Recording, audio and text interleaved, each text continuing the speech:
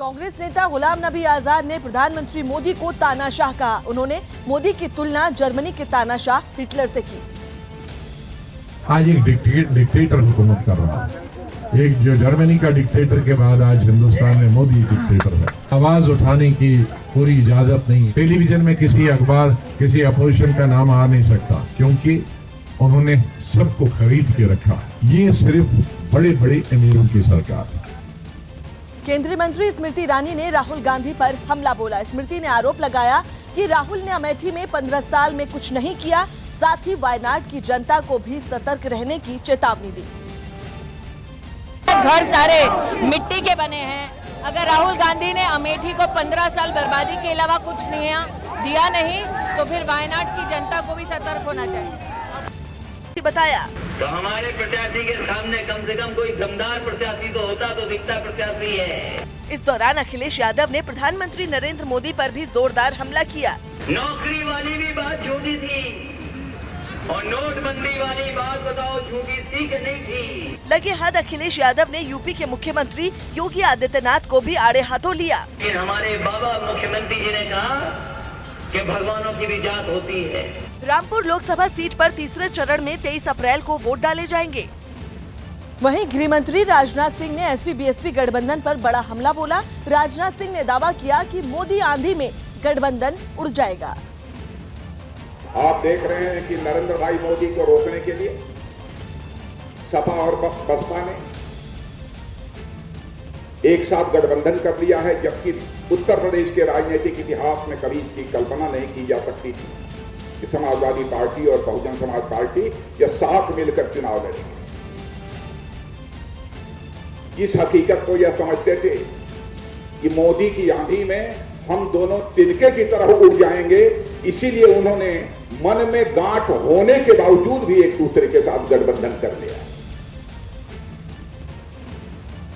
एक दूसरे के धुर विरोधी उत्तर प्रदेश की राजनीति में समाजवादी पार्टी और बहुजन समाज पार्टी। लेकिन मैं समाजवादी पार्टी को बतला देना चाहता हूं, बहुजन समाज पार्टी के साथ भारतीय जनता पार्टी ने भी 2002 में गठबंधन किया था।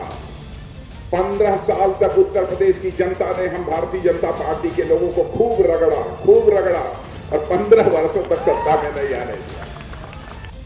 बॉलीवुड अभिनेता धर्मेंद्र ने अपनी पत्नी और मथुरा सीट से बीजेपी प्रत्याशी हेमा मालिनी के लिए जमकर प्रचार किया। धर्मेंद्र हेमा मालिनी के लिए वोट मांगने के लिए मथुरा के 100 इलाके में पहुंचे थे, जहां उनकी एक झलक पाने के लिए लोगों का सैलाब उमड़ पड़ा।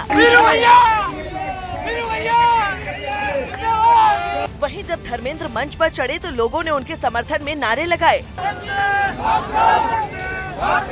इस दौरान धर्मेंद्र ने शोले फिल्म के अपने मशहूर डायलॉग बोलकर हेमा मालिनी के लिए वोट की अपील की। अगर बसंती को भारी मात्रा से नहीं जताया तो आस-पास के किसी टंकी पे चढ़ जाऊंगा। धर्मेंद्र के हर डायलॉग पर लोग तालियां बजाते दिखे।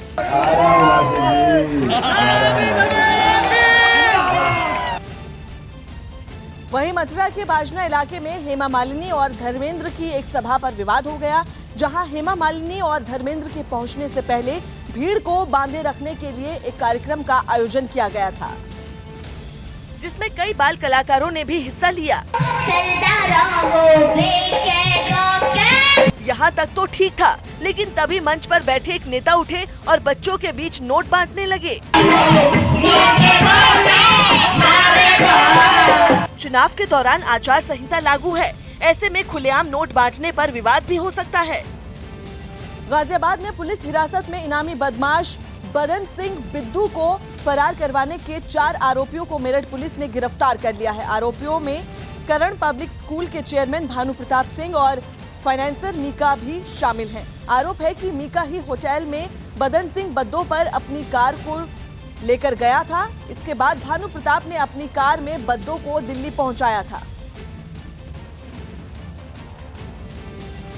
बैसाखी के मौके पर अमृतसर के गोल्डन टेम्पल में जमकर आतिशबाजी की गई। इस मौके पर गोल्डन टेम्पल को खास तरीके से सजाया गया और रात होते ही गुरुद्वारे परिसर में आतिशबाजी शुरू हो गई। आतिशबाजी से पूरा आसमान रोशन हो गया।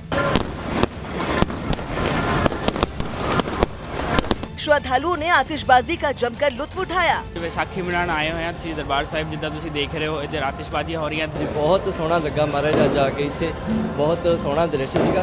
इस दौरान श्रद्धालुओं ने मोमबत्तियां भी जलाई, जिसमें बच्चों ने बढ़ चढ़कर हिस्सा लिया।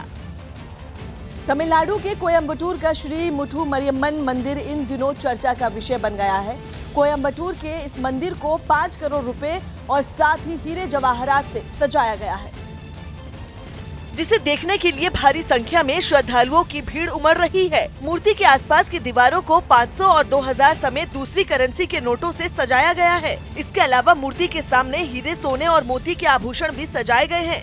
वहीं महंगे रत्न भी रखे गए हैं। श्री मुथु मरियम्मन मंदिर में इस मूर्ति की चर्चा सोशल मीडिया में खूब हो रही है।